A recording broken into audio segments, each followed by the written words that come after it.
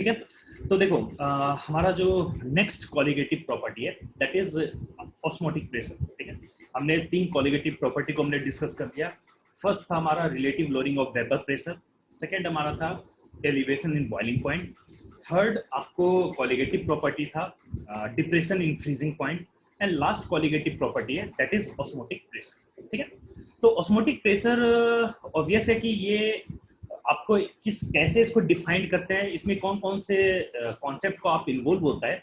तो इसको समझने से पहले हम लोग को एक टर्म यहाँ पे पढ़ना पड़ेगा that is semi permeable membrane. ये आपका क्या होता है, SPM that is semi permeable membrane.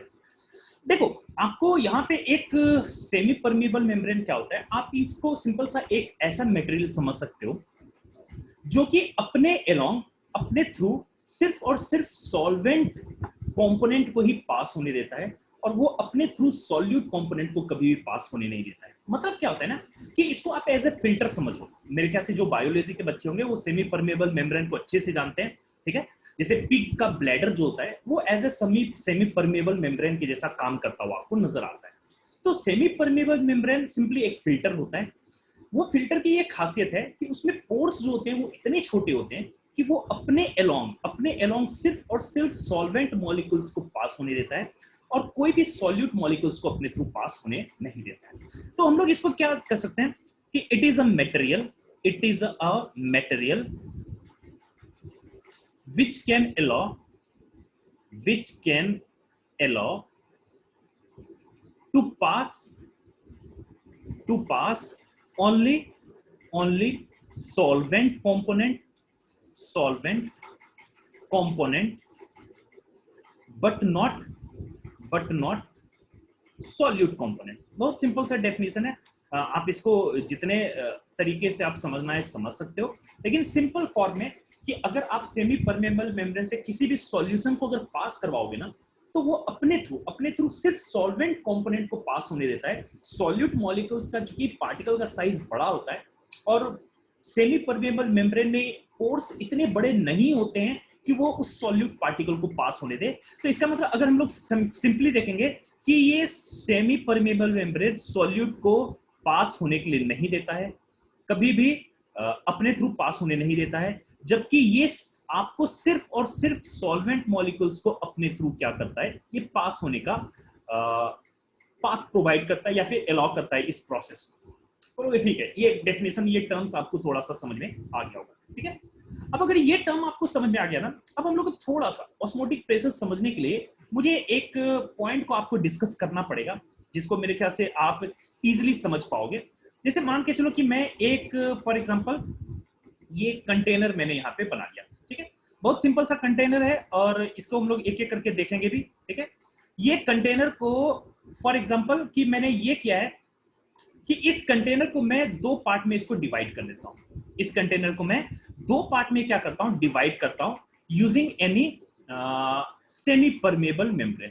Using semi permeable membrane हम लोग क्या करते हैं, इस कंटेनर को 2 पार्ट में हम लोग डिवाइड करते हैं। ठीक है, तो अगर मैं थोड़ा सा इसको अगर सही ढंग से बना लूं तो आप शायद समझोगे कि ये अगर मैं बोल रहा हूं कि ये हमारा सेमी परमेबल मेम्ब्रेन का, ये हमारा सेमी परमेबल मेम्ब्रेन है और इससे इस कंटेनर को मैं क्या कर रहा हूं, 2 पार्ट में इसको क्या कर रहा हूं, डिवाइड कर रहा हूं। ठीक है, अब यहाँ पे एक एक चीज करके देखते चलना, एक एक चीज आप लोग यहाँ पे समझते चलना। यहाँ पे मैं एक अरेंजमेंट आपको करके दिखा रहा हूँ। ठीक है ना, यहाँ पे मैं कुछ एक छोटा सा अरेंजमेंट यहाँ पे करते हुए आपको दिखाता हूँ। ठीक है, यहाँ पे मैं ये एज्यूम कर रहा हूँ कि इसके लेफ्ट हैंड साइड में मैंने एक लिक्विड को फिलअप किया है। इसके लेफ्ट हैंड साइड में मैंने एक लिक्विड को फिलअप किया है।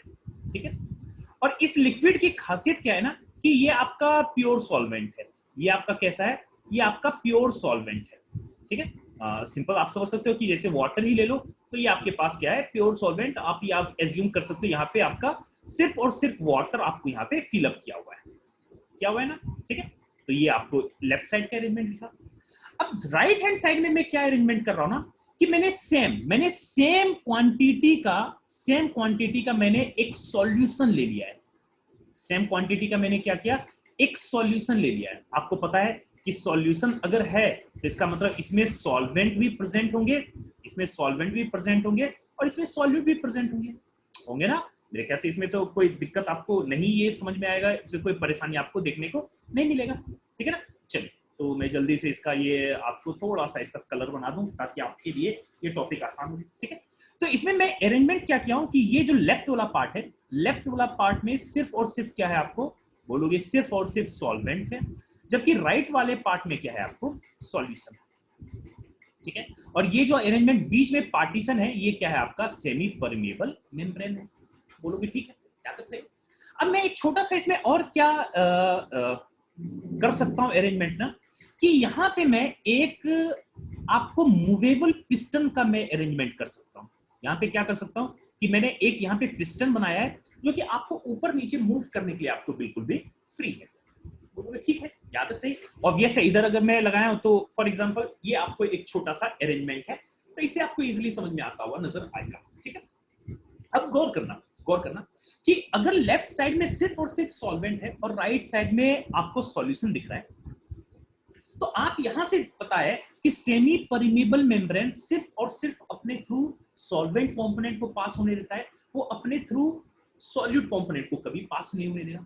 तो आप अगर थोड़ा सा यहां पे ऑब्जर्व करोगे ना, तो ये अगर कंटेनर का लेफ्ट साइड ए है और लेफ्ट साइड बी है, तो आप यहां पे गौर करोगे, क्योंकि दोनों लिक्विड का क्वांटिटी आपको सेम दिख रहा है, लेकिन आप यहां पे ऑब्जर्व करोगे क्योंकि राइट हैंड साइड में आपको सॉल्यूट भी प्रेजेंट है और यहां पे आपको सॉल्वेंट भी प्रेजेंट है, ठीक है, जबकि लेफ्ट हैंड साइड में सिर्फ और सिर्फ सॉल्वेंट प्रेजेंट है। क्या कोई बता सकता है कि लेफ्ट साइड और राइट साइड में किस साइड आपको सॉल्वेंट का क्वांटिटी ज्यादा रहेगा? बोलोगे कि सर लेफ्ट साइड सॉल्वेंट का क्वांटिटी ज्यादा है क्योंकि वो प्योर है, ठीक है। और अगर सॉल्वेंट का क्वांटिटी आपको ज्यादा है, तो आपको हमेशा पता है कि कोई भी चीज का फ्लो क्या होता है, हायर टू लोअर वैल्यू की तरफ होता है। तो अगर आप गौर करोगे तो चूंकि इस सेमी परमेबल मेम्ब्रेन से सिर्फ और सिर्फ सॉल्वेंट कंपोनेंट ही पास हो पाता है, तो आपको दिखेगा चूंकि लेफ्ट साइड सॉल्वेंट आपको ज्यादा है और राइट साइड सॉल्वेंट आपको क्या है, कम है, क्योंकि उसमें कुछ सॉल्यूट भी मिला हुआ है।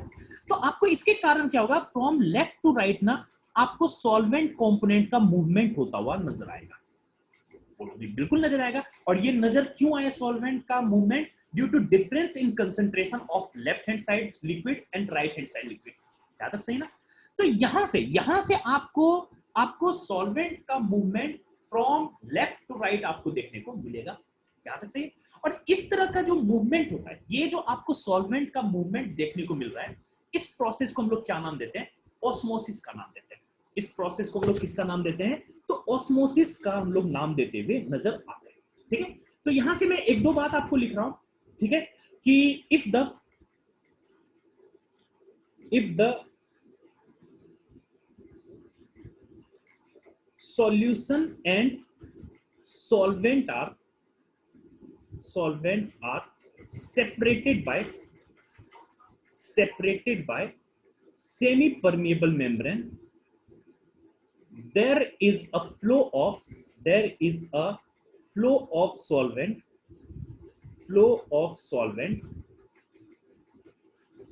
कहां पे होगा, from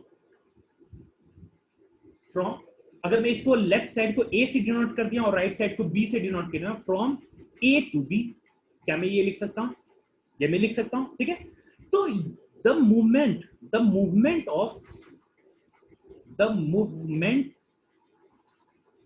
of solvent molecules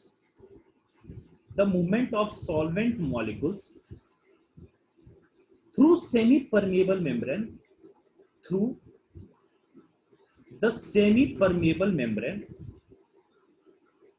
is called osmosis, ठीक है।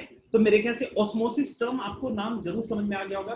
तो बेसिकली फेनोमेना बेहद ही सिंपल है कि आपको पता है कि सेमी परमेबल मेम्ब्रेन सिर्फ अपने अंदर से सॉल्वेंट कंपोनेंट को ही पास होने दे रहा है। तो अगर आप लेफ्ट साइड देखोगे, वहां पे सॉल्वेंट का कंटेंट ज्यादा होगा क्योंकि यहाँ पे प्योर सॉल्वेंट है। राइट हैंड साइड में चूंकि लिक्विड क्वांटिटी तो सेम है, लेकिन उसमें कुछ सॉल्यूट भी मिले हैं, इसका मतलब राइट हैंड साइड में सॉल्वेंट कंपोनेंट कम होंगे। और आपको पता है कि हमेशा high component to low component किसी भी पार्टिकल्स का मूवमेंट होता है। तो सेमी परमेबल मेम्ब्रेन से आपको दिखेगा कि यहाँ पे सॉल्वेंट तरफ से सॉल्यूशन की तरफ आपको कंपोनेंट का मूवमेंट होता हुआ दिखेगा, और यहाँ पे जो सॉल्वेंट मॉलिक्यूल्स का मूवमेंट होता हुआ आपको दिख रहा है, तो इसी प्रोसेस को हम लोग क्या नाम देते हैं, ऑस्मोसिस का नाम देते हुए नजर आते हैं। तो यहाँ से एक चीज गौर करना कि अगर मैं बोलूं कि लेफ्ट साइड और राइट साइड में, तो आप देखोगे कि राइट साइड का तो कंसंट्रेशन ज्यादा है। तो क्या मैं यहां से एक बात बोल सकता हूं कि सॉल्वेंट का movement from low concentration to high concentration की तरफ हो रहा है? क्या मैं ये बोल सकता हूं? ये बहुत बड़ा टिपिकल पॉइंट है, इसको आप समझना, क्योंकि बच्चे जनरली परसेप्शन क्या बना लेते हैं ना, कि हमेशा हाई कंसंट्रेशन से लो कंसंट्रेशन की तरफ कंपोनेंट का मूवमेंट होता है। लेकिन यहाँ पे मैं क्या बोल रहा हूँ कि आप शायद देख पा रहे होगे कि यहाँ पे तो प्योर सॉल्वेंट है, जबकि यहाँ पे सॉल्यूशन है। तो इसका मतलब राइट हैंड साइड में बॉक्स में आपको कंसंट्रेशन उसका ज्यादा है। तो आपको यहाँ पे क्या दिख रहा है, यहाँ पे क्या दिख रहा है कि flow of solvent, that is flow of solvent occurs, flow of solvent and occurs from low concentration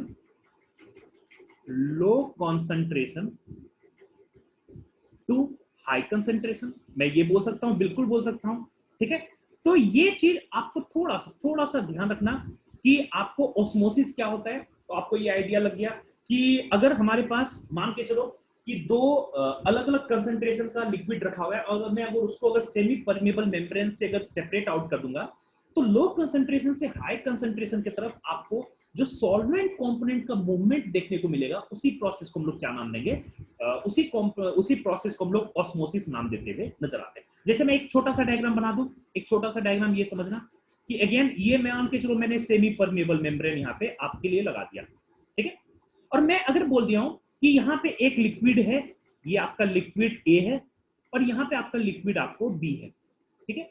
और मैं अगर आपको ये बोल दिया कि ए का कंसंट्रेशन आपको बी से ज्यादा है, ए का कंसंट्रेशन क्या है, बी से आपको ज्यादा है, ए का कंसंट्रेशन क्या है, बी से ज्यादा है। तो अगर ए का कंसंट्रेशन बी से ज्यादा है ना, ठीक है, तो इसका मतलब आप यहां पे देखोगे कि अगर बी का कंसंट्रेशन ए से कम है, यहां पे इसका मतलब सॉल्वेंट आपको ज्यादा प्रेजेंट होगा। और ये आप एज्यूम कर लो कि दोनों लिक्विड का लेवल आपको क्या है, सेम है, ठीक है। अगर ए का कंसंट्रेशन ज्यादा है, इसका मतलब यहां पे आपको सॉल्वेंट का कंपोनेंट क्या होगा, बोलोगे कम है, और राइट हैंड साइड में सॉल्वेंट का कंपोनेंट क्या है, ज्यादा है। तो यहां से आप साफ बता सकते हो क्या कि सॉल्वेंट का मूवमेंट ए टू बी होगा या फिर बी टू ए होगा। तो आपको साफ दिखेगा कि चूंकि बी के साइड सॉल्वेंट का क्वांटिटी ज्यादा है, तो आपको सेमी परमेबल मेम्ब्रेन से आपको सॉल्वेंट का movement from B to A होता हुआ नजर आएगा। और यहां से जो due to difference in concentration जो आपको सॉल्वेंट मॉलिक्यूल्स का जो पास देखने को मिल रहा है, उसका जो मूवमेंट देखने को मिल रहा है, इसी प्रोसेस को हम लोग किसका नाम देते हैं, इसी प्रोसेस को हम लोग ऑस्मोसिस का नाम देते हुए नजर आते हैं। मेरे ख्याल से इतना तो मैंने टाइम लगा दिया, तो आपको ऑस्मोसिस का आइडिया तो लग ही गया होगा कि ऑस्मोसिस क्या होता है। तो ध्यान से सुनना कि अगर कंसंट्रेशन ए का बी से ज्यादा है, तो आपको बी से ए की तरफ, क्या होगा, यहां पे मैं लिख रहा हूं कि आपको बी से ए की तरफ आपको सॉल्वेंट का मूवमेंट देखने को मिलेगा, सॉल्वेंट का मूवमेंट आपको देखने को मिलेगा। बोलोगे बिल्कुल सही है, यहाँ तो आपको आइडिया लग ही गया होगा। तो इसका मतलब यहां से एक कंक्लूजन आप हमेशा निकाल सकते हो कि हमेशा इस ऑस्मोसिस प्रोसेस में हमेशा जो सॉल्वेंट का मूवमेंट देखने को मिलता है ना, वो low concentration to high concentration आपको देखने को मिलता है, ठीक है। तो ये जो पॉइंट मैंने आपको सेकंड बताना चाहा, तो इस पॉइंट को ध्यान रखना, इसको आप समझने की कोशिश करना, बेहद ही सिंपल पॉइंट आपके लिए। बोलोगे यहाँ तक सही, ठीक है। अब मैं आपको फिर से ये पुराने डायग्राम पे लाता हूँ, फिर से मैं इसी डायग्राम पे लाता हूँ, ठीक है। अब ध्यान से सुनना कि अगर आपको इधर साइड सॉल्वेंट का मूवमेंट होना शुरू हो जाएगा लेफ्ट टू राइट ना, तो आपको दिखेगा कि सर कि राइट हैंड साइड में पिस्टन का मूवमेंट ऊपर होता हुआ नजर आएगा। बिल्कुल होगा ना, क्योंकि यहां से सॉल्वेंट अगर इधर आ रहा है तो पिस्टन आपको कहां जाता हुआ नजर आएगा, बोलोगे सर मुझे पिस्टन ऊपर मूवमेंट होता हुआ नजर आएगा। अब मैं यहाँ पे क्या कर रहा हूं ना, कि मैं मान के चल रहा हूं कि यहाँ पे मैं एक इतना प्रेशर यहाँ पे ऊपर से इस पिस्टन पे लगाऊं, मैं इतना प्रेशर ऊपर से पिस्टन पे लगाऊं सच दैट कि उस पिस्टन का मूवमेंट रुक जाए। यानी मैं इतना प्रेशर लगाऊं कि उस पिस्टन का जो मूवमेंट आपको दिख रहा था ऑस्मोसिस प्रोसेस के कारण, वो आपको रुक जाए। तो वो तभी रुकेगा ना जबकि आपको ऑस्मोसिस प्रोसेस होना बंद हो जाएगा, ठीक है।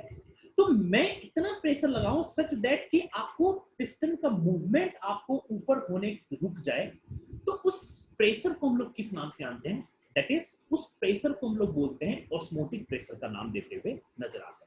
मैं फिर से रिपीट कर रहा हूं कि आपने देखा था कि ऑस्मोसिस के कारण सॉल्वेंट से सॉल्यूशन की तरफ आपको कंपोनेंट का मूवमेंट हो रहा था। इसके कारण क्या हो रहा है? पिस्टन आपको ऊपर जा रहा है।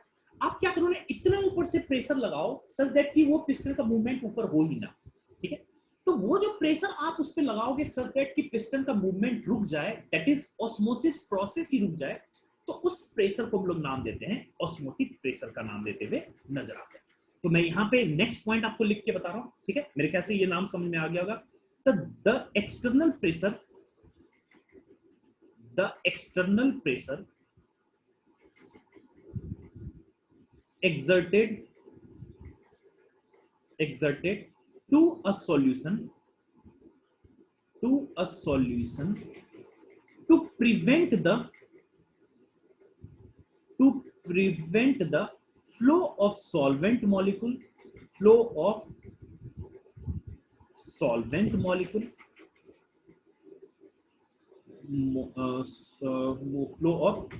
solvent molecule into it through semi permeable membrane is called osmotic pressure, तो मेरे ख्याल से इसका डेफिनेशन जो भी लगे आपको आइडिया तो लग ही गया होगा कि आपको दिख रहा था कि स्टार्टिंग के केस में ड्यू टू ऑस्मोसिस प्रोसेस होने के कारण पिस्टन आपको राइट हैंड साइड का ऊपर जाता हुआ दिखेगा, लेकिन आप उस पर इतना प्रेशर लगा दो सच दैट कि उस पिस्टन का मूवमेंट आपको रुक जाए। वो मूवमेंट कब रुकेगा ना? वो मूवमेंट तभी रुकेगा जबकि आपको यहाँ पे जो ऑस्मोसिस प्रोसेस होता हुआ नजर आ रहा था, ये प्रोसेस होता हुआ बंद हो जाए। और अगर ऑस्मोसिस प्रोसेस होता हुआ बंद दिखेगा तो उस प्रेशर को हम लोग नाम देंगे ऑस्मोटिक प्रेशर का नाम देते हुए नजर आएंगे। तो मैं इसका दूसरा इसका डेफिनेशन क्या लिख सकता हूं कि द प्रेशर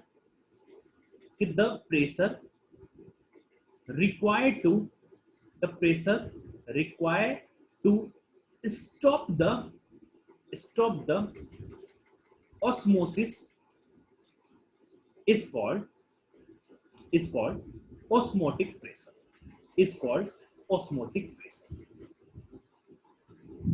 ठीक है। तो ये हम लोग दोनों में से कोई भी डेफिनेशन को देते हुए नजर आ सकते हैं। तो आप यहां से ये सारे टर्म्स को एक बार अच्छे से समझ लेना, एक एक पॉइंट कि ऑस्मोसिस क्या होता है। तो ऑस्मोसिस को ये कॉन्सेप्ट एक बार समझ लोगे ना तो आपको हमेशा याद रहेगा। जो कि यहाँ पे एक दो बच्चे कंफ्यूजन क्या करते हैं ना, सबको पता रहता है कि हाई कंसंट्रेशन से लो कंसंट्रेशन की तरफ कोई भी कंपोनेंट का मूवमेंट होता है। जैसे आप पोटेंशियल ही बात कर लो, जैसे बैटरी के केस में देख लेते हो, जैसे आप वाटर का मूवमेंट देख लो तो high potential to low potential की तरफ वाटर का मूवमेंट होता है। तो बच्चे को ये लगता है, मैक्सिमम केस में ये दिखता है कि अगर सॉल्यूशन का कंसंट्रेशन ज्यादा होगा ना तो सॉल्यूशन से सॉल्वेंट की तरफ पार्टिकल का मूवमेंट होगा। भाई ऐसा कुछ नहीं है, क्योंकि सेमी परमेबल मेम्ब्रेन की खासियत होती है वो सिर्फ सॉल्वेंट पार्टिकल को पास होने देता है। तो सॉल्वेंट अगर ये प्योर है तो इधर का मतलब इधर सॉल्वेंट कंपोनेंट ज्यादा होगा। यहाँ अगर सॉल्यूशन है तो इसमें सॉल्यूट भी चूंकि मिला हुआ है, इसका मतलब राइट हैंड साइड में सॉल्वेंट कम है। तो सॉल्वेंट का एक्चुअली में क्वांटिटी किधर दिख रहा है? ए की तरफ ज्यादा दिख रहा है, बी की तरफ कम दिख रहा है। तो उस केस में आपको पार्टिकल का मूवमेंट, सॉल्वेंट पार्टिकल का movement from A to B होता हुआ दिखेगा। दैट इज कि from low concentration to high concentration की तरफ सॉल्वेंट कंपोनेंट का मूवमेंट होता हुआ दिखता है। और इसी प्रोसेस को हम लोग नाम देते हैं ऑस्मोसिस। और इसी ऑस्मोसिस प्रोसेस को रोकने के लिए जितना आपको एक्सटर्नल प्रेशर लगाना पड़े, जैसे मान के चलो, वही मैं बोल रहा हूं ना कि अगर मान के चलो कि मैं इतना प्रेशर लगा दिया, इतना प्रेशर यहाँ पे ऊपर से एक्सर्ट कर दिया कि पिस्टन ऊपर जाए ही नहीं। ये अगर ऊपर नहीं जाएगा इसका मतलब सॉल्वेंट कंपोनेंट का लेफ्ट टू राइट आपको मूवमेंट नहीं होगा, यानी आपने ऑस्मोसिस प्रोसेस को रोक दिया। तो आप इतना प्रेशर लगाओ सच दैट कि ऑस्मोसिस प्रोसेस को आप रोक सको। तो उस प्रेशर को हम लोग यहाँ पे जो प्रेशर लगाएंगे, इस प्रेशर को हम लोग किसका नाम देते हैं? दैट इज ऑस्मोटिक प्रेशर का नाम देते हुए नजर आओ।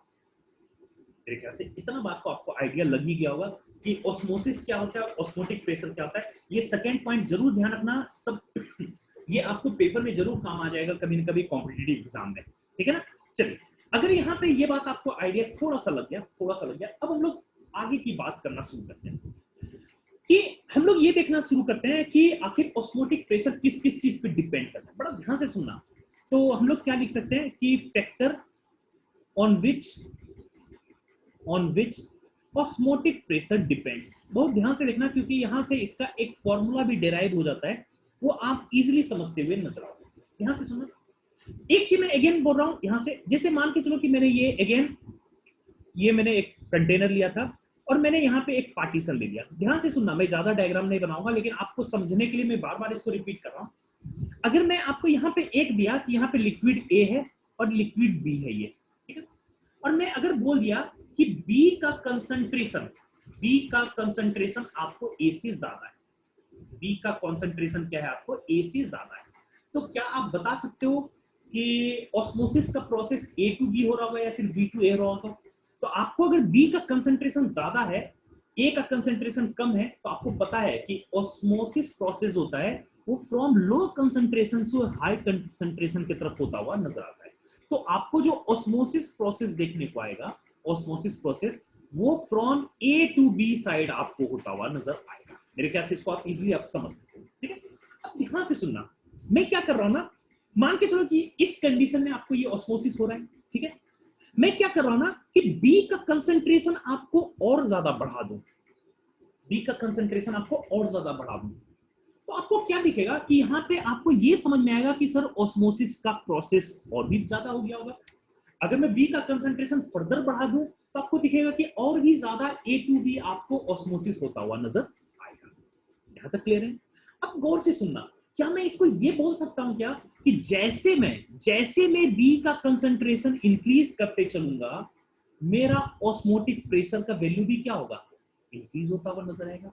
इसको बड़ी सुकून से सुनना और समझने की कोशिश करना। बोलोगे क्यों सर? क्योंकि आपको पता है कि अगर बी का कंसंट्रेशन बढ़ा दोगे मतलब आपको और ज्यादा ऑस्मोसिस हो रहा होगा, और अगर ज्यादा ऑस्मोसिस हो रहा होगा तो उसको रोकने के लिए आपको ज्यादा प्रेशर लगाना पड़ेगा। अगर बी का कंसंट्रेशन बहुत ही कम होता तो ऑस्मोसिस भी आपको कम हो रहा होता, ऑस्मोसिस अगर कम हो रहा होता तो उसको रोकने के लिए आपको प्रेशर भी कम लगाना पड़ता। तो पहला चीज मैं क्या लिख सकता हूं कि आपको osmotic pressure is directly proportional to किस पे, that is concentration of solution पे।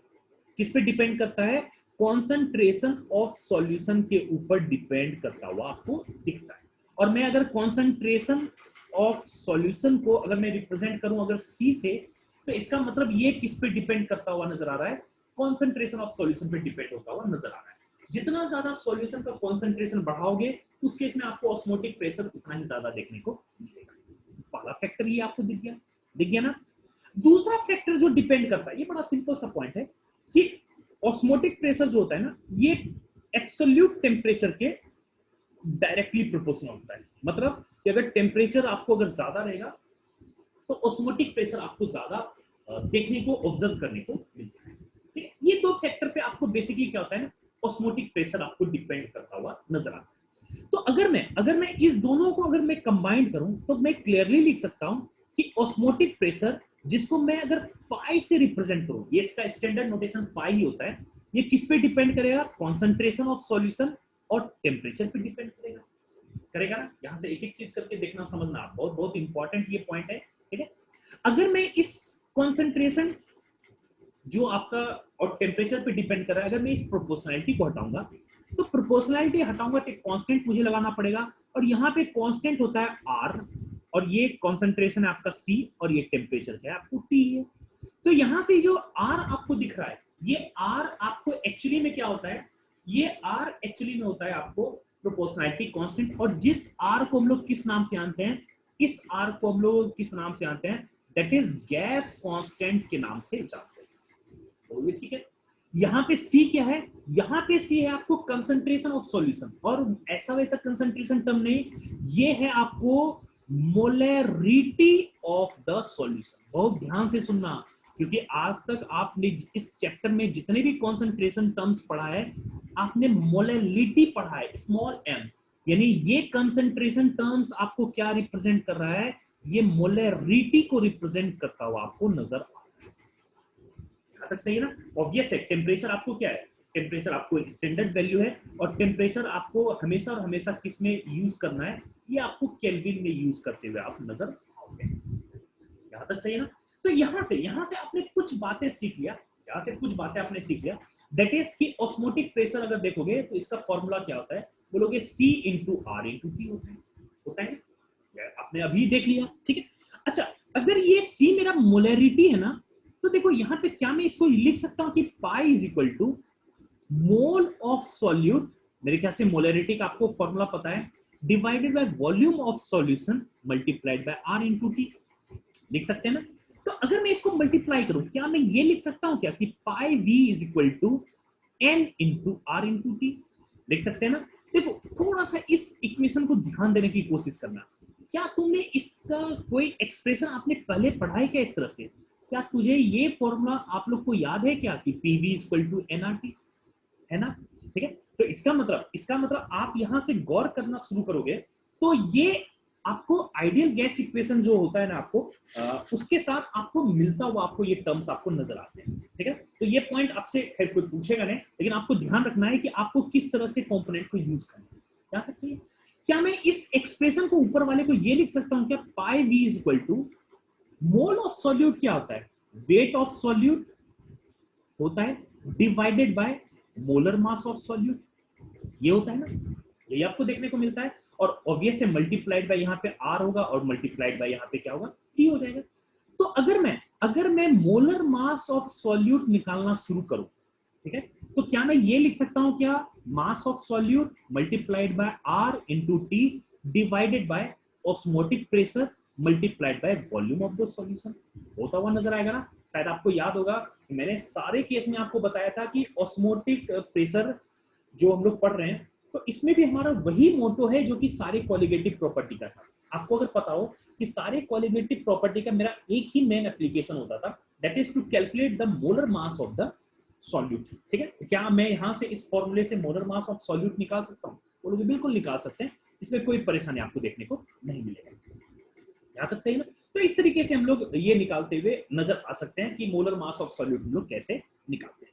यहां तक सही है ना? तो पहला चीज आपको कुछ बातें यहां पे समझ में आ गया कि चलो ठीक है, ऑस्मोटिक प्रेशर, एक चीज सबसे मैं अगेन बोल रहा हूं, ये चीज बहुत जरूरी से ध्यान देना भाई, यहाँ पे C जो कंसंट्रेशन टर्म्स है ना, ये बेसिकली क्या है, ये मोलैरिटी ऑफ सॉल्यूशन है, इस पे सबसे ज्यादा फोकस ध्यान रखना, ये बहुत ही काम का चीज है, क्योंकि ये तुम गलती करोगे। यहां तक से ऑब्वियस है, ये कंसंट्रेशन टर्म मोलैरिटी क्यों लिए, कि आपका एक एक्सपेरिमेंटल फैक्ट होता है उस समय का, जो कि वांटॉफ नाम के साइंटिस्ट थे, उन्होंने इसको कैरीड आउट किया था और उन्होंने इस फॉर्मूले को उन्होंने दिया। यहां तक सही है ना? तो ये पॉइंट आपको थोड़ा सा आइडिया लगा कि ऑस्मोटिक प्रेशर क्या होता है, ऑस्मोसिस क्या होता है, ये सारे टर्म्स आपको आइडिया लग गए, ठीक है। अब देखो यहाँ पे कुछ आपको एक दो टर्म्स आपको एक्स्ट्रा पढ़ने पड़ेंगे, एक दो टर्म्स आपको यहाँ पे एक्स्ट्रा पढ़ने की जरूरत है। देखो वो कौन कौन से टर्म्स आपको यहाँ पे एक्स्ट्रा पढ़ने की जरूरत है। यहाँ पे कुछ टर्म्स पढ़ोगे, जैसे एक टर्म्स पढ़ोगे आप लोग आइसोटोनिक सॉल्यूशन। ऑब्वियस है, इस पे तो हम लोग न्यूमेरिकल करते हुए देखेंगे, जो हमने ऊपर का हेडिंग बताया, तो न्यूमेरिकल तो बेहद ही सिंपल बनेगा। आपको पता है कि R का वैल्यू पता ही है, याद रखना R का वैल्यू, आपको जो टर्म्स आपको क्लास में पढ़ाया गया है, तो यूनिवर्सल गैस कांस्टेंट का क्या फॉर्मूला, क्या वैल्यू होता था, वो डिपेंडिंग अपॉन द यूनिट उसका वैल्यू चेंज होता था। याद है, कभी कभी 0.0821 लेते थे, कभी आप लेते थे 8.314 ले लेते थे, कभी आप 2 कैलोरीज ले लेते थे, याद है ना। तो आप किस कंडीशन में पुट करोगे तो R का वैल्यू आपको पता होना चाहिए, ठीक है। चलिए अब हम लोग देखते हैं कि आइसोटोनिक सॉल्यूशन क्या होता है, इसके बारे में थोड़ा सा आपको आइडिया में बता देता हूं, ठीक है। तो देखो आइसोटोनिक सॉल्यूशन क्या होता है, बेहद ही सिंपल होता है कि अगर मान के चलो आपके पास कोई भी सॉल्यूशन A है और मैं अगर बोलूं कोई मेरे पास दूसरा सॉल्यूशन B है, कोई मेरे पास दो सॉल्यूशन है, ठीक है।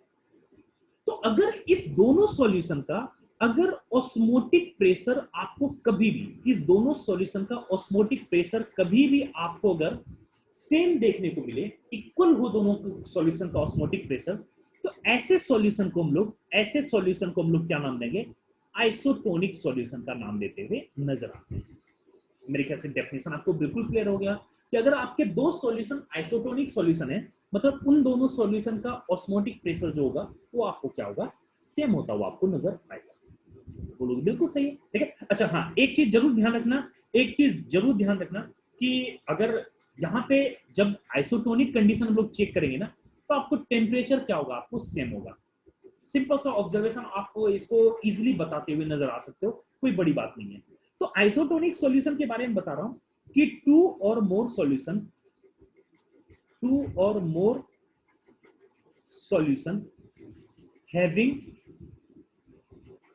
having equal osmotic pressure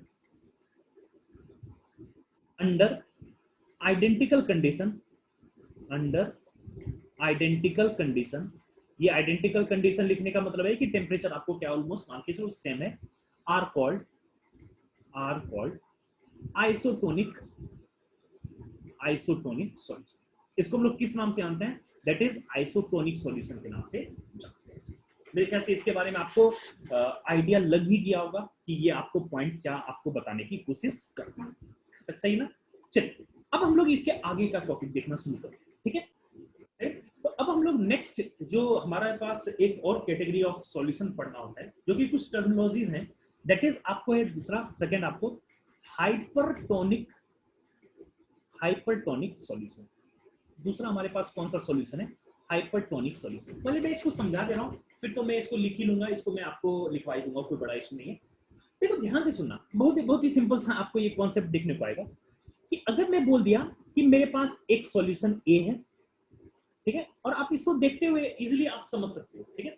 solution आपके पास अगर ए है और इसके बगल में मैंने क्या किया, एक सॉल्यूशन बी को रख दिया, इसके बगल में सॉल्यूशन बी रख दिया और इसको मैंने एक सेमी परमेबल मेम्ब्रेन से क्या किया, इसको सेपरेट आउट कर दिया। थोड़ा ध्यान से देखना, सेपरेट आउट कर दिया, ठीक है?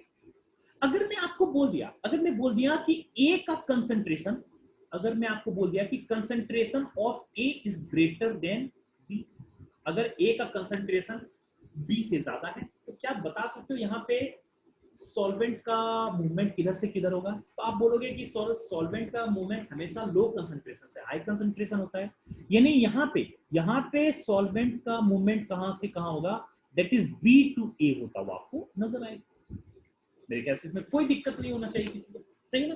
अब ये हाइपरटोनिक कब डिफाइंड होता है ना, बड़ा एक सिंपल सा बता रहा हूँ, एक एग्जांपल के से आप इसको ध्यान रखना, और आपको डेफिनेशन कभी नहीं पूछा जाता है, सिर्फ आप इसको आइडिया रखना कि हाइपरटोनिक होता क्या है, ठीक है?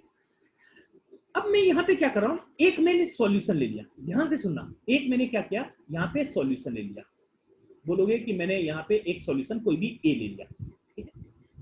और इसको मैंने ये मान के चलो कि आपको सेमी परमेबल मेम्ब्रेन का आपको क्या है, पार्टीशन है, और इसके एडजेसेंट में हमने क्या कर लिया, एक मैंने ले लिया सेल साइटोप्लाज्म ले लिया, सेल साइटोप्लाज्म लेते हुए मैं यहाँ पे नजर आया, ठीक है? ध्यान से सुना, यहीं से आपको हाइपरटोनिक का मतलब समझ में आ जाएगा। तो अगर मैं बोलूं कि ए का कंसंट्रेशन ये जो सॉल्यूशन है, ये ए का कंसंट्रेशन इस सॉल्यूशन का क्या है, आपको ज्यादा है, बहुत ही हाई, तो क्या बता सकते हो इस केस में आपको सॉल्वेंट का movement solution to cell cytoplasm होता हुआ नजर आएगा, या फिर सेल साइटोप्लाज्म टू सॉल्यूशन होता हुआ नजर आएगा? तो आप बोलोगे कि सर इस केस में आपको सॉल्वेंट का कंपोनेंट किधर होता हुआ नजर आएगा? दैट इज कि सेल साइटोप्लाज्म से सॉल्यूशन की तरफ सॉल्वेंट का मूवमेंट होता हुआ नजर आएगा। तो इसके कारण क्या होगा ना कि इस सेल साइटोप्लाज्म से सारे सॉल्वेंट अगर चले जाएंगे, तो सेल जो वहां पे आपको देखने को मिलेगा, ये आपको क्या हो जाएगा, सिकुड़ जाएगा, वहां से पानी कम हो जाएंगे, तो वो क्या हो जाएंगे, आपको बिल्कुल बेचिपकता हुआ नजर आएंगे, ठीक है, मतलब सूख जाएंगे, ठीक है? तो इस तरह के ये जो आपको यहाँ पे ये जो सॉल्यूशन देखने को आ रहा है ना, ये सॉल्यूशन जो देखने को आ रहा है, इसी सॉल्यूशन को हम लोग नाम देते हैं हाइपरटोनिक सॉल्यूशन। मतलब हाइपरटोनिक सॉल्यूशन बोला जाए ना कि उस सॉल्यूशन का कंसंट्रेशन ज्यादा होगा। अगर आप उसको किसी भी जैसे यहाँ पे सेल साइटोप्लाज्म में एक स्टैंडर्ड एग्जांपल होता है कि किसी भी सेल साइटोप्लाज्म के प्रेजेंस में अगर आपने ला दिया, तो क्या होगा ना कि आपको सेल से सारे जो आपको वाटर कंपोनेंट है वो बाहर निकलते हुए नजर आएंगे, और इसके कारण सेल जो होगा वो क्या हो जाएगा, धीरे धीरे सिकुड़ जाएगा, ऐसा आपको देखने को मिलेगा। तो इस तरह से ये जो आपको सॉल्यूशन यहाँ पे हाई कंसंट्रेटेड सॉल्यूशन देखने को मिल रहा है ना, इसी को हम लोग किस नाम से जानते हैं, हाइपरटोनिक सॉल्यूशन के नाम से इसको जानते हैं, ठीक है? अब ध्यान से इसको हम लोग बहुत तरीके से समझ सकते हैं, तो आपको इस पे ज्यादा दिमाग लगाने की जरूरत नहीं, तो इतना सा पॉइंट आप ध्यान रखोगे तो हाइपरटोनिक सॉल्यूशन आपको इजीली समझ में आता हुआ नजर आएगा। इसको बहुत तरीके से हम लोग और भी समझ सकते हैं, ठीक है? जैसे एक एग्जांपल, चलो मैं एक एग्जांपल लेके बता रहा हूं। कि मान के चलो आपने एक सॉल्यूशन बनाया, बहुत ही कंसंट्रेटेड सॉल्यूशन आपने बना लिया, बहुत ही कंसंट्रेटेड सॉल्यूशन बना लिया। और मैं एक एग्जांपल देके बता रहा हूं, इसको आप थोड़ा सा विजुलाइज करने की कोशिश करना कि आपके मान के चलो कि ये बॉडी है ना, आपकी स्किन है, स्किन के नीचे भी कुछ लिक्विड्स होंगे, ऑब्वियस है लिक्विड्स होंगे, तो वो भी आपको कुछ एक सॉल्यूशन के जैसा बिहेव करता हुआ आपको बॉडी के अंदर देखेंगे, फ्लूइड्स जो होते हैं, ठीक है। अगर मैं आपको ये बोल रहा हूँ कि बॉडी के अंदर जो आपके फ्लूइड्स हैं या सॉल्यूशन है, उसका कंसंट्रेशन कम है और ये जो सॉल्यूशन है इसका कंसंट्रेशन ज्यादा है। आप अगर इस केस में अपने स्किन को अगर इस सॉल्यूशन के अंदर डिसॉल्व करके रखोगे तो आप शायद विजुलाइज कर पाओगे कि यार चूंकि आपके चमड़ा, ये जो स्किन दिख रहा है, इसके अंदर सॉल्यूशन का कंसंट्रेशन कम है और इस सॉल्यूशन का कंसंट्रेशन ज्यादा है। अगर आप इसको लंबे टाइम तक के लिए डिप करके रखोगे ना, तो आपकी स्किन के अंदर से ना जो भी सॉल्वेंट कंपोनेंट है वो आपको बाहर निकलते हुए नजर आएगा। और इसके कारण क्या होगा कि आपको जो स्किन होगा ये बिल्कुल भी ड्राई तो नहीं बोल सकते हो, मतलब एकदम भी आपको नहीं बोलते हो कि आपको झुलस जाना, मतलब उसमें रिंकल्स आ जाएंगे। क्यों? क्योंकि आपके वाटर कंपोनेंट जो स्किन के अंदर है वो बाहर निकल गए। तो ये जो फेनोमेना देखने को मिल रहा है, इसी सॉल्यूशन को हम लोग नाम देते हैं हाइपरटोनिक सॉल्यूशन का नाम देते हैं, नजर आते हैं, ठीक है। तो ये चीज आप थोड़ा सा समझना, इसको हम लोग बहुत तरीके से एग्जांपल के साथ समझ सकते हैं, तो मैं इसमें ज्यादा टाइम नहीं लगा रहा हूं, तो आप इसको कोशिश करना कि एक बार रिलेट करने का। मैं इसका एक बार डेफिनेशन आपको लिख दे रहा हूं कि दे कंटेन्स, मतलब ये solution contains a high concentration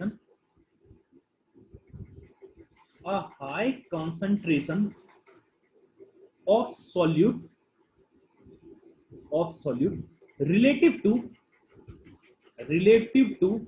other solution। और जो मेरा एग्जांपल था ऊपर में, अदर सॉल्यूशन हम लोग मान के चलो ले ले रहे हैं, कौन सा? सेल साइटोप्लाज्म ले रहे हैं। मेरे ख्याल से ये जो बायो के बच्चे होंगे उनको तो ये टर्म्स इजीली पता होगा, तो कोई बड़ा इशू नहीं होगा, ठीक है। इसके कारण क्या होगा कि when a cell is placed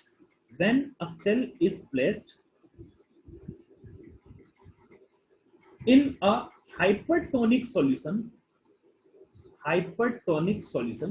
अगर आप उस सेल को जिसका कंसंट्रेशन कम है उसको अगर हाइपरटोनिक सॉल्यूशन, मतलब जिसका कंसंट्रेशन ज्यादा है, उसमें अगर प्लेस करोगे तो यहां पे क्या देखने का होगा कि सेल बिगिंस टू श्रिंक। ये आपको क्या होगा, धीरे धीरे आपको श्रिंक होता हुआ नजर आएगा ड्यू टू ऑस्मोसिस प्रोसेस। और ये जो हाई कंसंट्रेटेड सॉल्यूशन है ना, इसी को हम लोग हाइपरटोनिक सॉल्यूशन का नाम देते हुए नजर आते हैं। तो मेरे ख्याल से अब बहुत टाइम हो गया इसमें लगाने का कोई जरूरत नहीं, से ज्यादा टाइम।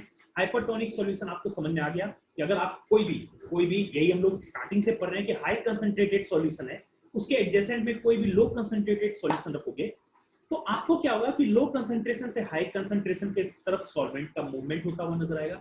और ये जो हाई कंसंट्रेटेड जो सॉल्यूशन आपने कंसीडर किया है, इसी को हम लोग नाम देते हैं हाइपरटोनिक सॉल्यूशन का नाम देते हुए नजर आते हैं।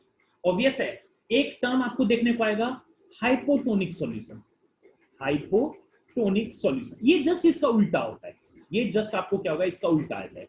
मतलब कि ये एक ऐसा सॉल्यूशन होगा ना, इसमें कंसंट्रेशन इसमें कम होगा, और अगर इसको किसी हाई कंसंट्रेटेड सॉल्यूशन के एडजेसेंट में रखोगे using semi permeable membrane, obvious है, तो आपको यहां पे देखने को आएगा कि आपको जो मूवमेंट देखने को आएगा कि आपको देखेगा कि लो कंसंट्रेशन से हाई कंसंट्रेशन की तरफ सॉल्वेंट का मूवमेंट देखने को आएगा ना। तो इस केस में ये जो लो कंसंट्रेटेड जो सॉल्यूशन आपने कंसीडर किया है, तो इसको हम लोग किस नाम से जानते हैं? दैट इज हाइपोटोनिक के नाम से इसको हम लोग जानते हैं। तो हम लोग हाइपोटोनिक सॉल्यूशन के बारे में क्या बोल सकते हैं कि they have low concentration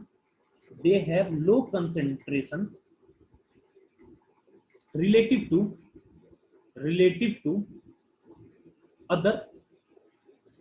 other solution। Simple सा, आपको ये डेफिनेशन कोई नहीं पूछेगा, लेकिन आपको आइडिया लाना चाहिए कि हाइपरटोनिक किसको बोलते हैं, हाइपरटोनिक और हाइपोटोनिक में क्या डिफरेंस होता है, थोड़ा सा आपको आइडिया यहाँ पे लग। यहाँ तक सही ना? मेरे ख्याल से इसके बारे में अच्छा खासा पॉइंट हमने यहाँ पे डिस्कस कर लिया कि हाइपरटोनिक क्या होता है, हाइपोटोनिक क्या होता है। इसके बारे में आपको इससे ज्यादा पढ़ने की आपको जरूरत नहीं बोलूंगी। चलो ठीक है, ये भी हमने समझ लिया, ठीक है। अब मैं आपको यहाँ से एक बहुत ही इंपॉर्टेंट पॉइंट आपको पढ़ाना शुरू करता हूँ, क्योंकि इनफैक्ट आपको ऑस्मोटिक प्रेशर में सबसे लास्ट टर्म आपको देखने को आता है, दैट इज, इसको अगर हम लोग बताना शुरू करें तो ये टर्म आपको होता है रिवर्स ऑस्मोसिस। ये क्या टर्म आपको होता है? That is reverse osmosis. तो मैं ये डायग्राम आपको देख रहा हूं, ये आपका एक रिवर्स ऑस्मोसिस क्या होता है, इसके बारे में थोड़ा सा आपको बताता हूं तो ये आपके लिए काफी हो जाएगा। सही है, ध्यान से सुनना, बड़ा एक बार समझ लोगे इजीली, आपको एक बार समझ में आता हुआ नजर आएगा। ठीक है, अगर मैं बोलूं कि यहाँ पे मेरे पास कॉमन वाटर है, सिंपल वाटर है, और मेरे पास यहाँ पे सॉल्ट वाटर है, तो आप बाय डिफॉल्ट आप क्या एज्यूम करोगे? बाय डिफॉल्ट आप ये एज्यूम करोगे कि इस केस में ऑस्मोसिस प्रोसेस किधर से किधर हो रहा होगा, तो आप बोलोगे कि सर फ्रेश वाटर से सॉल्ट वाटर की तरफ आपको ऑस्मोसिस प्रोसेस देखने को मिल रहा होगा ना। अब देखो कि अगर ये osmosis process left to right आपको देखने को मिल रहा है, तो ऑब्वियस है कि यहाँ पे ऑस्मोटिक प्रेशर आप कुछ लगाओगे तो ये क्या होगा, ऑस्मोसिस प्रोसेस रुक जाएगा ना। तो ऑस्मोटिक प्रेशर तो स्टार्टिंग से हम लोग पढ़ रहे हैं कि इतना प्रेशर लगाओ, क्योंकि अगर मान के चलो ये पिस्टन है, अगर सॉल्वेंट का मूवमेंट इधर होगा ना तो पिस्टन ऊपर जाना चाहेगा। तो अगर मैं पिस्टन पे इतना प्रेशर लगाऊं सच दैट कि आपको ये ऑस्मोसिस प्रोसेस रुक जाए, तो उसी को हम लोग ऑस्मोटिक प्रेशर बोलते थे। इसको तो हमने पढ़ लिया। लेकिन अब तुम क्या करो ना, अब तुम यहाँ पे ध्यान से देना कि यहाँ पे जो भी ऑस्मोटिक प्रेशर P है ना, उससे ज्यादा प्रेशर आप लगाना शुरू करो। मतलब कि ऑस्मोटिक प्रेशर आपने देखा तो ऑस्मोसिस प्रोसेस वहां पे रुक गया होगा। आप अगर इस ऑस्मोटिक प्रेशर से ज्यादा प्रेशर अगर आप लगाना शुरू करोगे ना, तो आपको एक बड़ा ही पेक्यूलियर चीज देखने को मिलेगा कि अगर आप ज्यादा पिस्टन पे प्रेशर लगाना शुरू करोगे, मतलब प्रेशर इज ग्रेटर देन, अगर ऑस्मोटिक प्रेशर लगाना शुरू करोगे, तो आपको ये चीज देखने को आएगा कि सर यहाँ पे आपको जो ऑस्मोसिस देखने को आ रहा है ना, ये आपको रिवर्स डायरेक्शन में होता हुआ नजर आएगा। क्यों? क्योंकि आपने ज्यादा प्रेशर लगा दिया है। तो यहां से आपको क्या देखने को आएगा? यहां से आपको ये देखने को आएगा कि ये सॉल्ट वाटर में, तो ऑब्वियस है सॉल्ट भी अवेलेबल होगा, वाटर भी अवेलेबल होगा। तो यहां से वाटर कंपोनेंट जो है ना, यहां से वाटर कंपोनेंट फ्रेश वाटर में आपको मूव करना आपको स्टार्ट हो जाएगा। और अगर स्टार्ट हो जाएगा तो यहां से आपको वाटर एक्स्ट्रा आपको मिलना शुरू होगा। तो ये प्रोसेस को, ये रिवर्स ऑस्मोसिस जो प्रोसेस है, ये बेसिकली हम लोग आज की डेट में कहां यूज करते हैं? That is purification of water के लिए हम लोग इसको यूज करते हुए नजर आते हैं। ठीक है, मतलब क्या है ना कि आप अगर मान के चलो लेफ्ट साइड में प्योर वाटर है और राइट हैंड साइड में इम्प्योर वाटर है, तो आपको नॉर्मल दिख रहा है कि उस केस में osmosis process pure to impure side हो रहा होगा, मतलब low concentration to high concentration. लेकिन अगर आप ऑस्मोटिक प्रेशर से ज्यादा प्रेशर लगाना शुरू करोगे ना, तो आप ये पाओगे कि यार ये हाई कंसंट्रेशन से लो कंसंट्रेशन की तरफ सॉल्वेंट का मूवमेंट होना आपको शुरू हो जाता है। और इसी प्रोसेस को हम लोग किस नाम से जानते हैं? इसी प्रोसेस को हम लोग रिवर्स ऑस्मोसिस के नाम से जानते हैं। तो एक पॉइंट ध्यान रखना कि reverse osmosis occurs when a pressure larger than osmotic pressure is applied to the solution. और इस प्रोसेस को हम लोग फिल्टर, जैसे आरओ में हो गया, या फिर बहुत सारी कंट्री में, जैसे अगर आपके पास मान के चलो कि सी वाटर है, उसको पीने लायक बनाने के लिए हम लोग इसी रिवर्स प्रोसेस ऑस्मोसिस को यूज करते हैं। और वहां से आप देखोगे तो आपको सिर्फ और सिर्फ यहाँ से जो वाटर कंपोनेंट होगा वही आपको यहाँ पे आएगा, और जो आपको यहाँ पे वाटर मिल रहा होगा वो आपको प्योर वाटर मिलता हुआ नजर। यहाँ तक सही है? तो यहाँ से आपको उम्मीद है कि रिवर्स ऑस्मोसिस का आइडिया आपको लग गया होगा कि रिवर्स ऑस्मोसिस कब काम करता है, इसका क्या एप्लीकेशन होता है। तो आई होप कि ये आइडिया आपको यहाँ पे थोड़ा सा लग गया। ठीक है ना? तो हमने रिवर्स ऑस्मोसिस को, आई होप कि आपको थोड़ा सा आइडिया लग गया होगा कि रिवर्स ऑस्मोसिस है क्या। अब अगर ये टर्म्स हमने पढ़ लिया, अब हम लोग को थोड़ा सा जरूरत आ गया कि इसके बेस पे कुछ क्वेश्चंस अगर हम लोग देख लें तो हमारे लिए ज्यादा सही रहेगा। ठीक है, तो देखो अगर इस क्वेश्चन को हम लोग बनाना शुरू करें, थोड़ा सा इसके बारे में आइडिया ले लें, तो आपको क्या दिया है कि 0.6 gram of a solute is dissolved in 0.1 litre of solvent which develop an osmotic pressure of 1.23 atm at 27 degree centigrade. यानी आपको एक ही पता है कि आपको फॉर्मूला क्या है, pi is equal to C into RT, जहां पे C क्या रिप्रेजेंट कर रहा था आपको, ये आपको मोलरिटी को रिप्रेजेंट करता हुआ आपको नजर आ रहा था। ठीक है ना? सही ना? तो अब देख, अब अगर आपको क्या, आपको पाई का वैल्यू दिया हुआ है क्या? ध्यान से सुनते चलो, पाई का वैल्यू बिल्कुल ऑस्मोटिक प्रेशर कितना दिया है? 1.23 atm दिया हुआ है। चलिए ठीक है, क्या आपको आर का वैल्यू पता है? बिल्कुल आर का वैल्यू पता है। आर का वैल्यू आप 0.0821 लेते हो। याद है आपको आर का यूनिट अगर लीटर एटमॉस्फेयर केल्विन में अगर लिखना होता था तो 0.081। और आप लोग को सबको एक मैंने आइडिया बताया था कि इसका रफ अप्रोक्सीमेशन जो आपको वैल्यू आ सकता है आंसर ना, अगर आप इसका 1/12 अगर इसका वैल्यू एज्यूम करके चलते हो ना तो कैलकुलेशन आपके लिए बेहद ही सरल हो जाता है। लेकिन अप्रोक्सीमेट आंसर आएगा, एग्जैक्ट आंसर नहीं आएगा। एग्जैक्ट 0.0821 रखने का आएगा। ठीक है। क्या आपको टेम्परेचर पता है? बोलोगे बिल्कुल पता है। टेम्परेचर अगर देखोगे तो आपको ये 300 केल्विन आपको दिया हुआ है, टेम्परेचर केल्विन में रखना है। ठीक है। अगर मैं आपको देखो अब कंसंट्रेशन सी जो आपको ये क्या है, मोलैरिटी है। तो मोलैरिटी क्या होता है? Mole of solute divided by volume of solution, वो भी इन लीटर में। Volume of solution in litre, मेरे ख्याल से आपने कंसंट्रेशन टर्म्स पढ़ लिया होगा। ठीक है। तो अगर मैं मोल्स को निकलना शुरू करूं, मोल्स ऑफ सॉल्यूट क्या होगा? That is mass of solute, that is 0.6 divided by molar मास, होगा ना। अच्छा, वॉल्यूम ऑफ सॉल्यूशन कितना दिया है? बोलोगे 0.1 दिया है। तो आप अगर यहाँ पे C का वैल्यू देखोगे तो इसका वैल्यू क्या आ जाएगा? दैट इज C/6/m होता हुआ नजर आएगा ना। तो अब मैं अगर सिंपली इस फॉर्मूले में पुट करना शुरू करूं तो आपको दिखेगा कि 1.23 is equal to C, that is 6/m into 1/12 into आपको इसका वैल्यू क्या आता हुआ नजर आएगा? आपको टेम्परेचर कितना है? दैट इज 300 है ना। तो यहां से अगर मैं इसको सॉल्व करना शुरू करूं, देखो ये 2 टाइम्स कैंसिल आउट हो जाएगा, ये आपको 150 कैंसिल आउट हो जाएगा। ठीक है। और अगर मैं m का वैल्यू देखूंगा तो ये क्या हो जाएगा value? That is 150 divided by 1.23 होता हुआ नजर आएगा। ये होता हुआ नजर आएगा ना। ठीक है। इसका आप अप्रोक्सीमेट वैल्यू आप यहाँ पे ये बता सकते हो। ठीक है। से तो अगर आप इसको सॉल्व करना शुरू करो तो अप्रोक्सीमेट इसका वैल्यू आपको 120 ग्राम पर ml आता हुआ आपको नजर आएगा। तो मैं अगेन बता रहा हूँ कि चूंकि मैं 0.0821 ले रहा हूँ तो इसका अप्रोक्सीमेट ही आंसर आएगा। इस बेसिस पे आपको 120 दैट इज आपको बी ऑप्शन इसका आता हुआ आपको दिखेगा। तो है क्वेश्चन बिल्कुल भी सिंपल, सिर्फ आप फॉर्मूला पुट करो आपको आंसर आता हुआ यहाँ पे नजर आएगा। ठीक है। अब ये क्वेश्चन हम लोग सेकंड क्वेश्चन देखते हैं। ठीक है। आपसे बोला गया है कि 10 ग्राम ऑफ ग्लूकोज ले लो।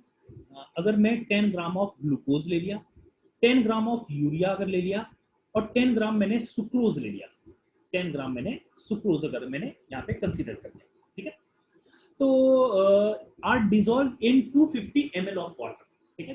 Eight 273 kelvin the relation between the osmotic pressure of different solution. मतलब आपने हर केस में आपने 3 अलग अलग केस लिया और सबको 250 ml वाटर में आपने डिजोल्व कर दिया।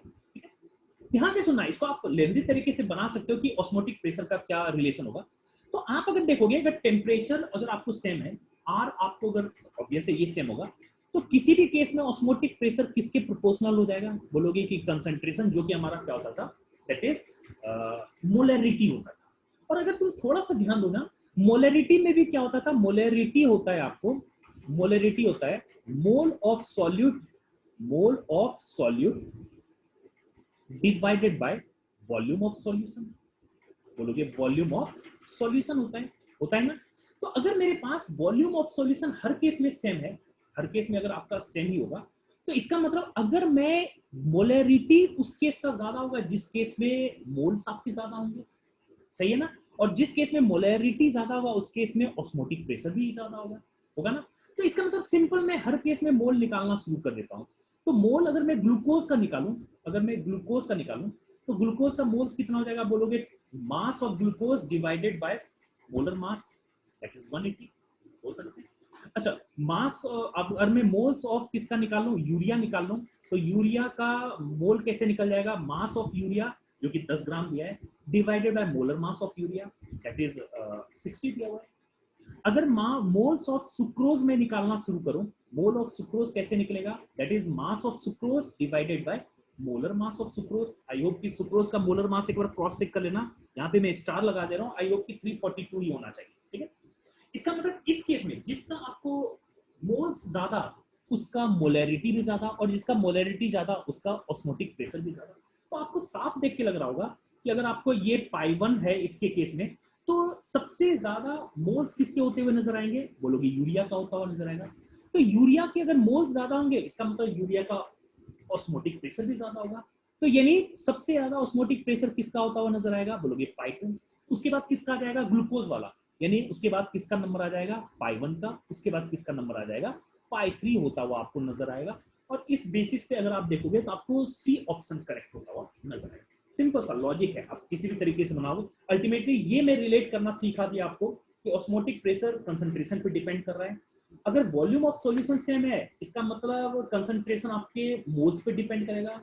जिस केस में मोल्स ऑफ सॉल्यूट ज्यादा, उस केस में उसका कंसंट्रेशन ज्यादा, जिस केस में कंसंट्रेशन ज्यादा, उस केस में उसका ऑस्मोटिक प्रेशर ज्यादा होता हुआ नजर आएगा। तो इस बेसिस पे आप देखोगे तो आपको ये आंसर आता हुआ नजर, तो सिंपल सा, ठीक है, ठीक है। चलिए अब मैं एक आपको थर्ड क्वेश्चन बना रहा हूँ। ये आपके तो खैर प्रीवियस ईयर क्वेश्चन भी है, शायद कभी पूछा गया है। और एक चीज मैं बता रहा हूँ, यहाँ पे थोड़ा सा ऑप्शन में कुछ थोड़ा सा प्रिंटिंग एरर है, तो इसको मैं आपको बता दूंगा क्या प्रिंटिंग एरर है, तो आपको समझ में आ जाएगा, ठीक है। अगर आपको बोला जाए कि solution of cane sugar, CS लिख दिया हूँ कैन शुगर को, और मैं बोल दिया हूँ सॉल्यूशन ऑफ सब्सटेंस X, मान के चलो X का कोई सॉल्यूशन है। अगर ये दोनों एक आइसोटोनिक सॉल्यूशन है, इसका मतलब अगर मैं इसको कैन शुगर को सॉल्यूशन A से रिप्रेजेंट कर दिया और X के सॉल्यूशन को B से रिप्रेजेंट कर दिया, मतलब आपको osmotic pressure of A should be equal to osmotic pressure of B, ये होना ही चाहिए, होना चाहिए ना। देखो टेम्परेचर और प्रेशर के बारे में कोई बात नहीं किया, इसका मतलब concentration of A into RT this should be equal to concentration of B into RT, लिख सकते हैं ना। तो इसका मतलब ये RT भी चला गया, तो इसका मतलब concentration of A should be equal to concentration of, बोलोगे यहाँ तक बात सही है, ठीक है। ये आपको फर्स्ट इक्वेशन आ गया। अब गौर से सुनो, गौर से सुनना, अल्टीमेटली ये कंसंट्रेशन C क्या रिप्रेजेंट कर रहा है, मोलरिटी रिप्रेजेंट कर रहा है ना। ध्यान से सुनना आप एक बात ये, ठीक है। अगर मैं इसको 5% सॉल्यूशन ऑफ कैन शुगर लिखूंगा, तो मैंने आपको कंसंट्रेशन टर्म्स में एक चीज लिखना सिखाया था कि 5% कैन शुगर सॉल्यूशन बोलने का मतलब क्या है कि 5 ग्राम ऑफ कैन शुगर आपको डिसॉल्व है इन 100 gram of solution, 100 gram of solution, बोलोगे बिल्कुल सही, ठीक है। तो क्या मैं इस केस में, देखो कैन शुगर का मोलर मास दिया है, क्या मैं इस केस में मोलरिटी निकाल सकता हूं क्या, ये तो हमने पहले ही पढ़ा है। तो मोलरिटी का फॉर्मूला क्या होता है, mole of solute divided by volume of solution, volume of solution ये भी किस में होना चाहिए, आपका लीटर में होना चाहिए, ये हमने पढ़ा था। तो देखो अगर कैन शुगर सॉल्यूट है तो सॉल्यूट का मास तो दिया हुआ है 5 ग्राम, क्या कैन शुगर का मोलर मास दिया हुआ है, बोलोगे बिल्कुल दिया है। तो मुझे इसका मोल्स क्या आ जाएगा, 3 डिवाइडेड बाय 342। क्या मुझे सॉल्यूशन का वॉल्यूम पता चल जाएगा, देखो सॉल्यूशन अगर कुछ नहीं दिया है, इसका मतलब वहां पे लिक्विड वाटर ही अवेलेबल होगा। वाटर का डेंसिटी 1 ग्राम पर ml होता है, इसका मतलब मैं बोल सकता हूं कि यहाँ पे 100 ml का ये सॉल्यूशन है। ऑब्वियस है, अगर मैं इसको 1000 से डिवाइड करूंगा तो ये किस में कन्वर्ट हो जाएगा, तो ये लीटर में कन्वर्ट हो जाएगा ना। तो इसका मतलब यहाँ पे आपको क्या देखने को आएगा, 5/342 मल्टीप्लाइड बाय 0.5। ये किस केस में कंसंट्रेशन देखने को आया, ये आपको कैन शुगर का, यानी कंसंट्रेशन ऑफ ए आपको यहां से निकल गया, ये निकल गया ना। अच्छा, क्या मैं इस क्वेश्चन को देख के कंसंट्रेशन ऑफ बी निकाल सकता हूं क्या, सीबी, बिल्कुल निकाल सकते हैं। तो सीबी को क्या लिख सकते हैं, 1% सॉल्यूशन दिया हुआ है, इसका मतलब 1 ग्राम ऑफ एक्स प्रेजेंट होगा इन 100 ग्राम सॉल्यूशन में, बोलोगे बिल्कुल सही है, ये तो आप एज्यूम कर ही सकते हैं, ठीक है। तो अगर मैं यहां पे मोलरिटी ऑफ बी निकालूं, जिसको कि कंसंट्रेशन ऑफ बी से भी लिख सकते हैं, that is mass mole of solute, तो सॉल्यूट तो आपका एक्स है, इसका मोल निकालने के लिए मास डिवाइडेड बाय मोलर मास तो आपको पता है नहीं, divided by volume of solution in litre, तो इसको लीटर में कन्वर्ट करने के लिए 1000 से डिवाइड कर देंगे। मेरे ख्याल से ये मैं हो सकता है जल्दी बना रहा हूं, लेकिन आप इसको इजीली समझ लोगे कि अगर ये 100 ग्राम का सॉल्यूशन है, तो अगर कभी भी डाइल्यूट सॉल्यूशन होता है, मैं यहाँ पे एक चीज लिख भी दे रहा हूं कि फॉर डाइल्यूट सॉल्यूशन आप ये पढ़े भी होंगे कहीं पे कि molarity should be approximately equal to molality, बहुत ही सिंपल सा है। तो मैं आपको ये एक्सप्रेशन लिख सकता हूं, तो इसका वैल्यू क्या हो जाएगा, 1/m into 0.1 हो जाएगा, सही है। तो अगर मैं फर्स्ट इक्वेशन को देखूं, अगर CA इक्वल टू CB हो जाएगा, तो क्या मैं ये लिख सकता हूं क्या, 5/342 342 into 0.1 that is CA should be equal to 1 by m into 0.1 देख सकते हैं that is CB। तो अगर मैं इसको सॉल्व करूं, क्या मैं यहां से ये लिख सकता हूं क्या कि m is equal to 342 divided by 5 हो जाएगा? तो देखिए बिल्कुल हो जाएगा, ये तो सिंपल सी बात है, ठीक है। अगर मैं इसको सॉल्व करना शुरू करूं तो इसका वैल्यू होगा 68.4 इसका मोलर मास होता हुआ आपको नजर आएगा। तो आपको कोई आंसर तो दिख नहीं रहा होगा। तो यहीं पे आपको मैंने स्टार्टिंग में बताया था कि यहाँ पे आपको मिस प्रिंटिंग है, थोड़ा सा प्रिंटिंग एरर है। यहाँ पे इसका वैल्यू होना चाहिए 68.4 और इस बेसिस पे आपको सी ऑप्शन करेक्ट होता हुआ नजर आएगा। ये तो जेई का प्रीवियस ईयर क्वेश्चन है, तो आप एग्जैक्ट ऑप्शन क्या है तो आप देख सकते हो, ठीक है। तो ये आप ऑस्मोटिक प्रेशर के बारे में जितना बात बताया आप इसको एक बार देखो, प्रॉपर नोट्स बना लो, इसको एक बार समझने की कोशिश करो। इस पे जितने भी क्वेश्चन अभी तक आए आप इजीली उसको सॉल्व कर सकते हो। तो इससे ज्यादा आपको ऑस्मोटिक प्रेशर में कभी कुछ पढ़ने का नहीं, आप इसको देखिए। नेक्स्ट लेक्चर में हम लोग एक बहुत ही इंपॉर्टेंट टॉपिक के साथ मिलने वाले हैं, that is one half factor, ठीक है। तो आज मैं लेक्चर यहीं पे ओवर करता हूँ। Thank you.